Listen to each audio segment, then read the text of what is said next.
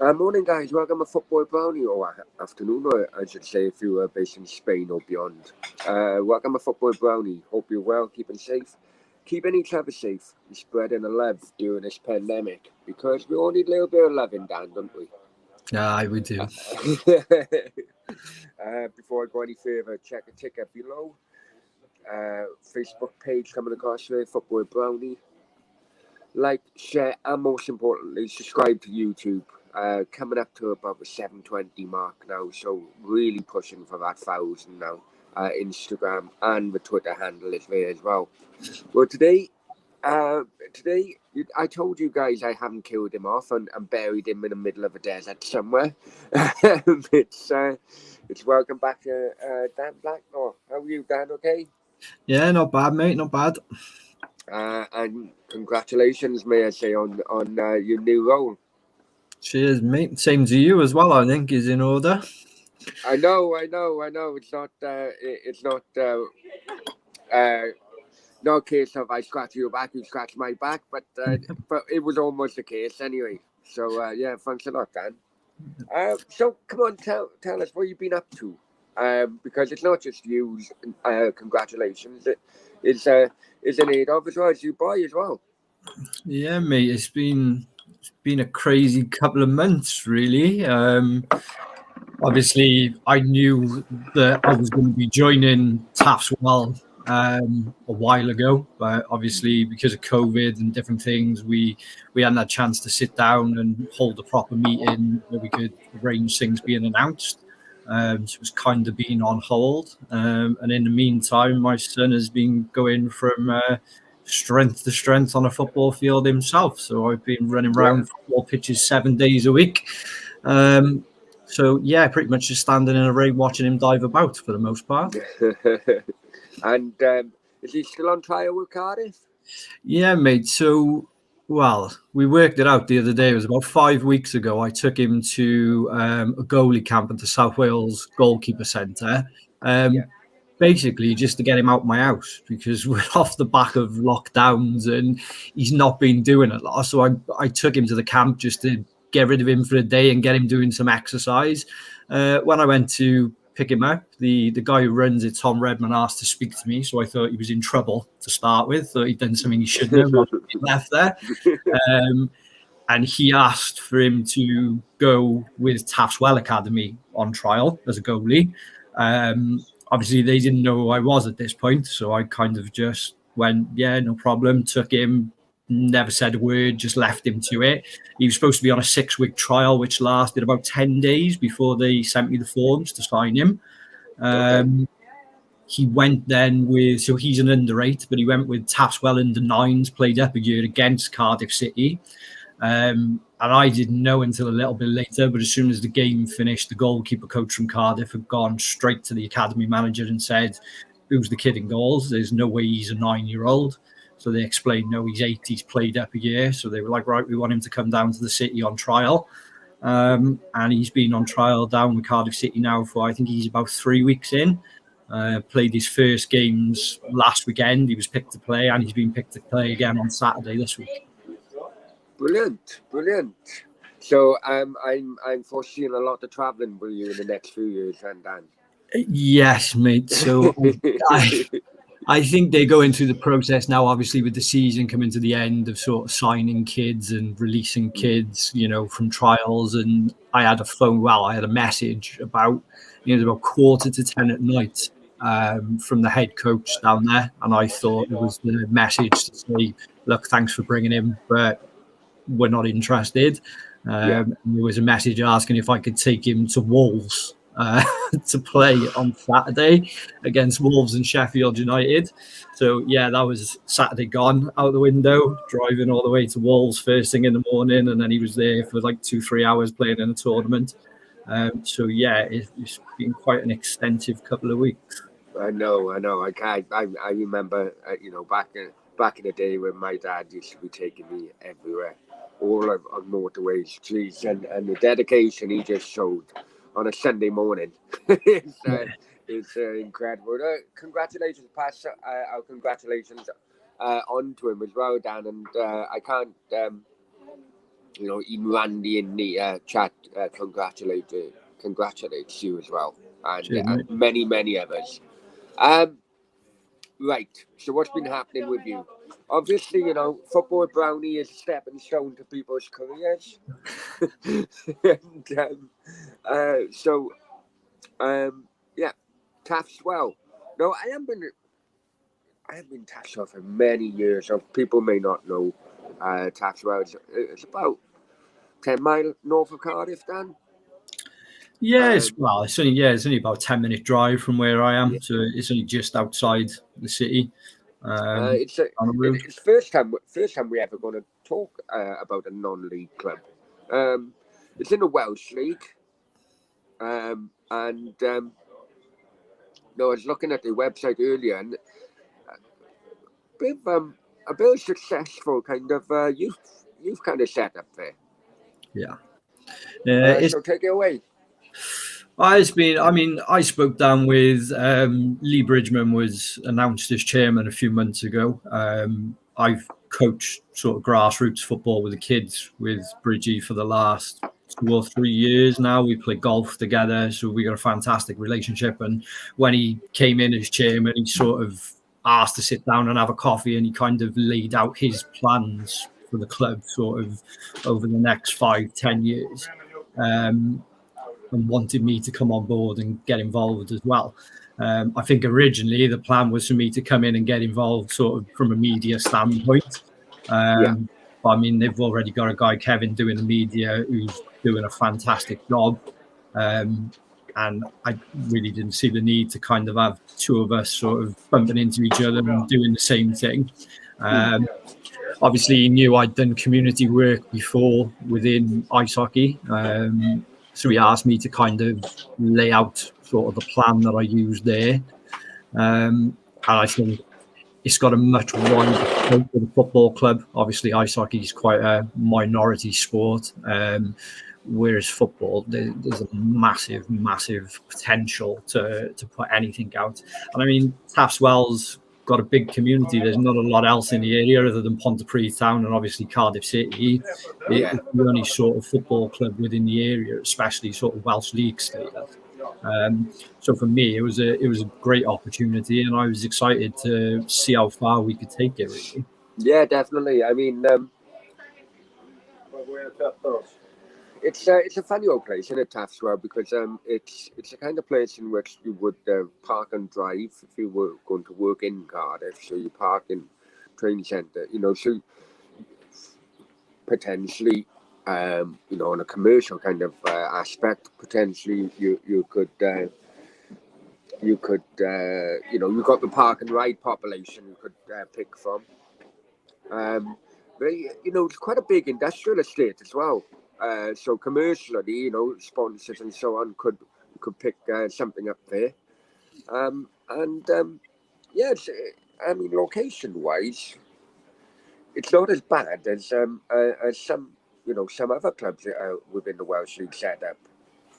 Yeah, so I mean, I think the most important thing for any football club outside of, your Man Cities and your Man Uniteds that have got worldwide fan bases is your local community. They're the people that come in and watch the games.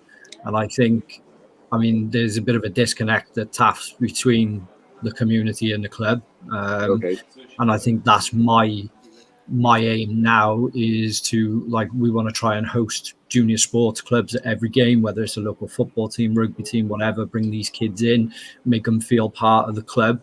And then obviously, that's short term. With COVID at the moment, we're kind of hanging on to see when we can let people into the ground and when we can't to get these things up and running.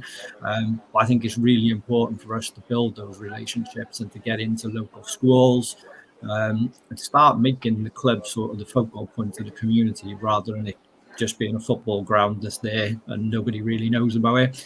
Because is there a reason? Sorry, Dan. Is there a reason which there's a bit of a disconnect, or is it just been natural? As time has progressed.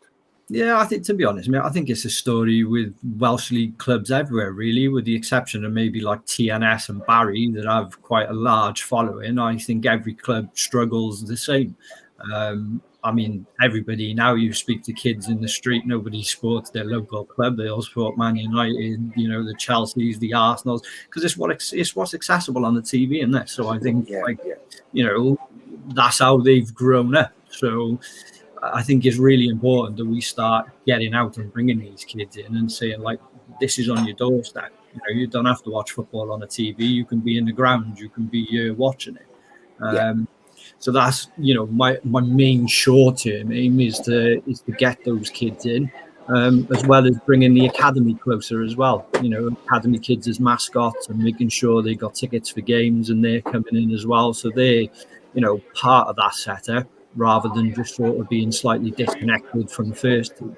I know Samo, the manager, feels exactly the same. We've had good lengthy chat, and he's already been out watching the youth team and the under-16s and development squads, keeping an eye on players, because I think for all of us it's really important that rather than these kids hitting 18 and going somewhere else, that once they're ready, we're bringing them into the first team setup. I think for all of us, we want to sit there in 10 years' time and watch a Taffs Well team playing at the top tier of Welsh football that's got 6, 7, 8 kids that have come through the academy setup.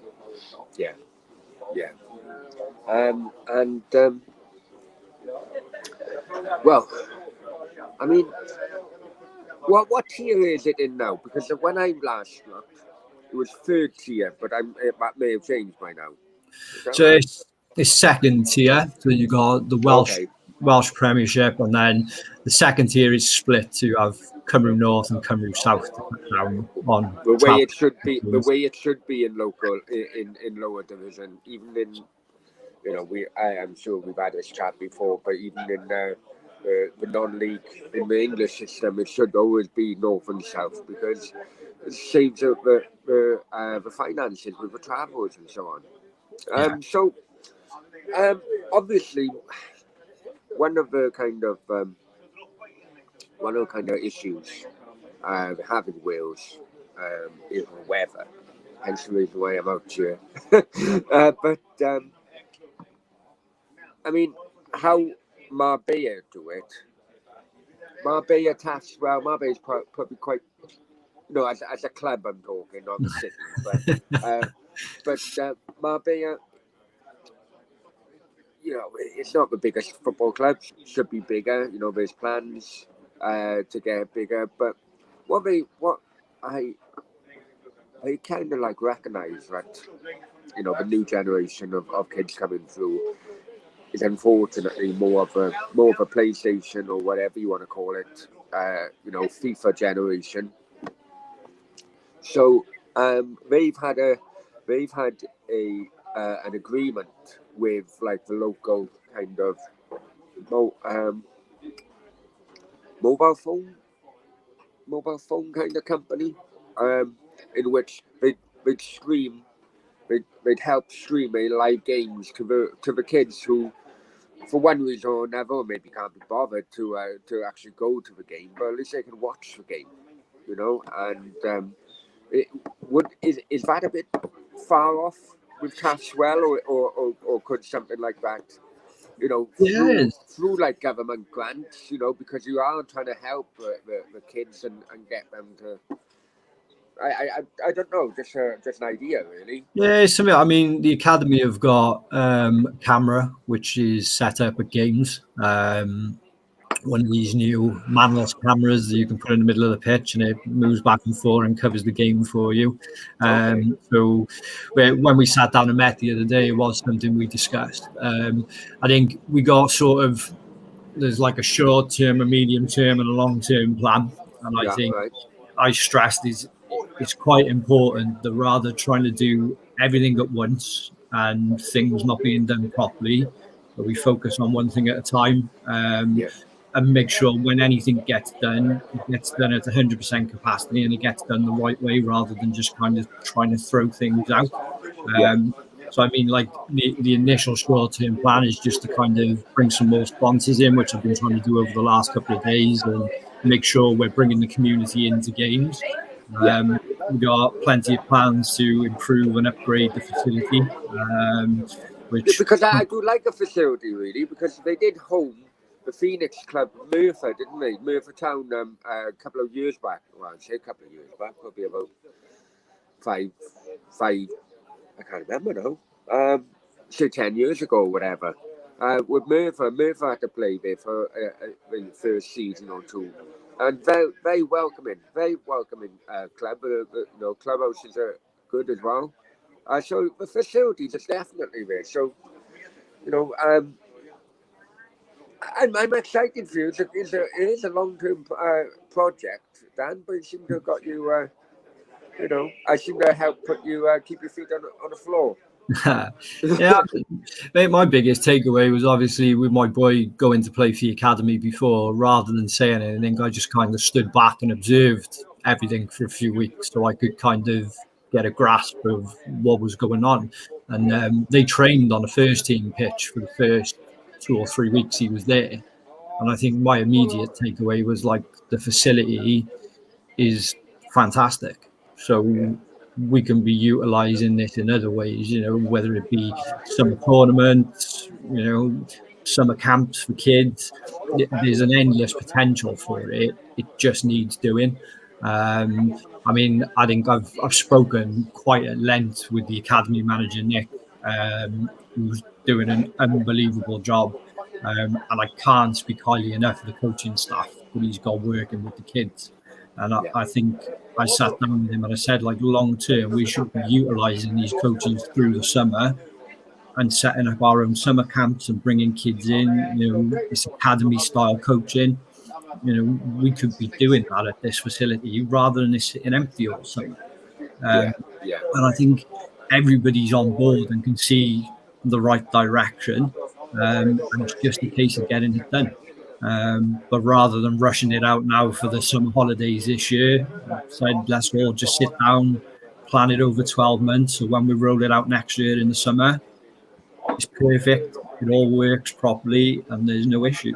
The facility is amazing and the academy staff are absolutely fantastic. I think there's endless potential for us to use that in the long run, to be bringing more and more kids into the club. Yeah. How many kids are there altogether then, Dan? What kind of numbers you're talking of? There's a lot. So Nick, who runs the academy, he owned, I think it was called South Wales Technical Centre, which was like a soccer school, basically, dealing with high-end kids who were on trial with pro clubs and stuff, offering them skills sessions. So when he spoke to the club and they agreed for him to move the technical centre under the banner of the club and to become the academy, he's brought a massively high level of kids with him. I think it's only technically been an academy for a year and they're in the top 6 clubs at every age group already, just based on the level of kids that he's brought with him. And I think when we spoke the other day, the challenge now is maintaining that going forward, and making sure that the kids are coming in are up to standard. It's such a horrible thing with kids, as I'm experiencing now with my boy, that it's, there are levels to it. The jump from grassroots football to Welsh League Academy football onto Cardiff City football is vast in every direction. And it is a challenge to keep that standard. But I mean, look, the team my boy's been playing on now for the last month, I don't think I've seen them lose a game. Like, the standard of football is unbelievable. And that's the same at every level. So I think the challenge now for Nick is just making sure that stays that way going forward. And like I said, they're doing a fantastic job. I watched the session they put on with the under-8s last night, and it's unbelievable the things you can get 8-year-old kids to do when you coach them the right way.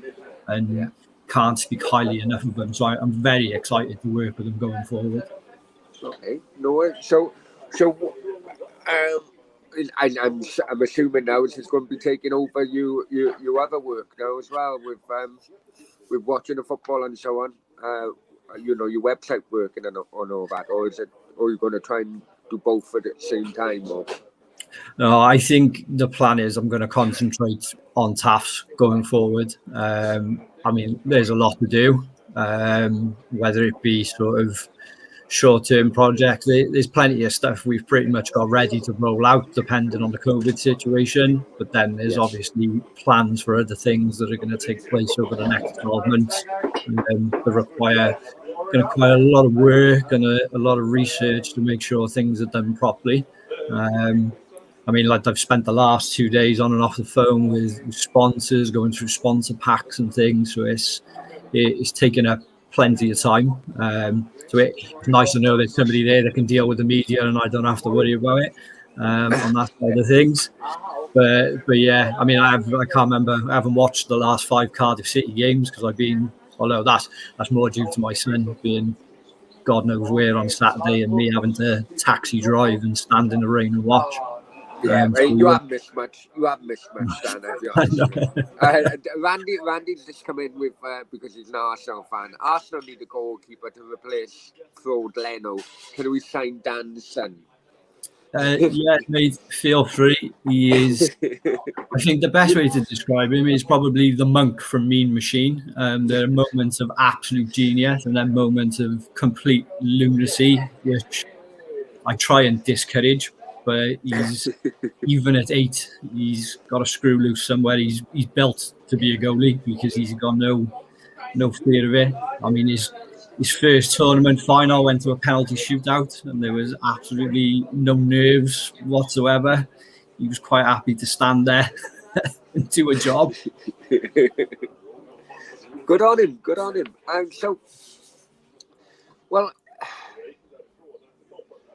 What's your kind of like with the first team with Taffs Well? You know, you say the facilities now. Is a facility? I haven't been Taffs Well for a while, so I do apologise. Anyone from Taffs Well watching, if my questions do come across a bit. I'm just wondering whether the facilities would need to step up to get into the top tier of the Welsh League, because I know many teams do struggle to get to the standard required for that level. Is Taffs Well so we set up ready for it? Well, we've just been awarded our Tier 2 licence, but we had the FAW came in, obviously, to do the licence, and when they went round, they looked and took us through the list of things to upgrade to make it a Tier 1. And to be perfectly honest, it's pretty minimal. You know, daft things like changing the bulbs and floodlights so there are certain lux, and there's nothing major that can't be done to take it up to a Tier 1. We have had lengthy discussions and plans drawn up for, you know, hopefully getting a 3G pitch and things installed, and all of that will be done with the view of when it's done, it'll be for a Tier 1 licence as well, so we can move up. But there's nothing major. It was quite surprising, really, when I know a lot of clubs have issues with it. Yeah, that's why my question comes from. Yeah, and say I've been there for a while. Like I know STM in St Mellons have had major issues with the licensing structure because they're using sort of a temporary ground at the University of South Wales, and so yeah, it was quite surprising, really. But it's only minimal things that can be done without too much trouble, really. So it's not. Luckily, it's not an issue for us. So, yeah, we got plenty of plans to make sure it's up to a Tier 1, you know, as soon as possible, really. And what's the COVID situation like now? Because I'm, you know, my timeline in the last week or so by football fans, you know, Welsh football fans, or Welsh-based football fans, let's just say, because they really, really getting annoyed, which is an understatement, really, from the Welsh government, because they can see what is happening over the border in England. You know, fans are now have been told they can go back, you know, in the next couple of weeks or so. But Wales are still saying no. And I know there's something about a playoff in there. It's a test kind of run with one of the Swansea playoff games. But I hear that the Welsh League are annoyed that they haven't been chosen for running test runs as well. What's the COVID situation like? At the moment, I mean, it's difficult. I think it's frustrating for everybody seeing over the border things seemingly moving a bit faster. I think the most important thing for us, though, is like what we don't want is to get people back in and then end up in a situation where we're having to shut down again, we're having to lock down and go back to square one. So, I mean, personal view is if it takes a little bit longer, but we can ensure that when people do come in, they're staying in. That's fine. I mean, hang on. I'm sure you're doing this now. You're saying this on because you new position now, and you gotta be all nicey to everyone, Dan. Because I know off camera you'd be like, get him in. I think, mate, the biggest thing for me really is like, obviously, I got plenty of things I want to roll out and I want to do, and what I don't want to do is roll them out and then have to stop them in 6 weeks' time and go back to square one. So, I mean, look, of course, we'd all love to just open the gates tomorrow and have people back in. But I think looking at it sensibly, it is probably, more prudent that if we have to wait an extra 2 or 3 weeks, then if that ensures that we can get those projects out and running sort of on a permanent basis with no fear of having to shut them down, that's better in the long run for us. So it's an awkward situation, and I think everybody's at the point where they've kind of had the guts full of it and they just want to return to sort of normal way of life. I mean, if taking a slight bit more caution for a couple of weeks ensures that we can do that, going forward, then that's probably, the more prudent thing to do. I suppose it is. I mean, they're allowing flights back over here, so we get back normal quite quickly. But I'll be honest with you, I don't know anybody who's had the vaccine over here. I've had my first one already. I know you would. You weren't feeling too good, for you. But it was odd. I mean, I can't say I felt ill, but I was just like, I've never been so tired in all my life. Like, I didn't feel sick. I didn't feel dizzy. There was no but just, I couldn't keep my eyes open. It was like, just wanted to sleep for 2, 3, 4 days afterwards. And since then, I've been absolutely fine. And I suppose the second one to look forward to. When have you got back, man? I don't know. It hasn't come through yet. I think it's a couple of months between them, and it's probably sort of June, July time that I have to have the second one done. I can't say I'm looking forward to wanting to sleep for a few days afterwards. Right, got John Wayne saying howdy, John. Right, looks very professional. With the golf club or so, in a local golf club, and he says, professional, classy setting or classy cap. Well, last night's beer all over this cap, to be honest, but never mind. And Brownie, we have a professional in our midst. Well, that's not me, clearly, not you, Randy. It's got to be Dan, isn't it? Because of the way in which he's focusing on his new role. All the rest, you're talking between yourselves, which is good. I prefer that to happen. But getting back to it,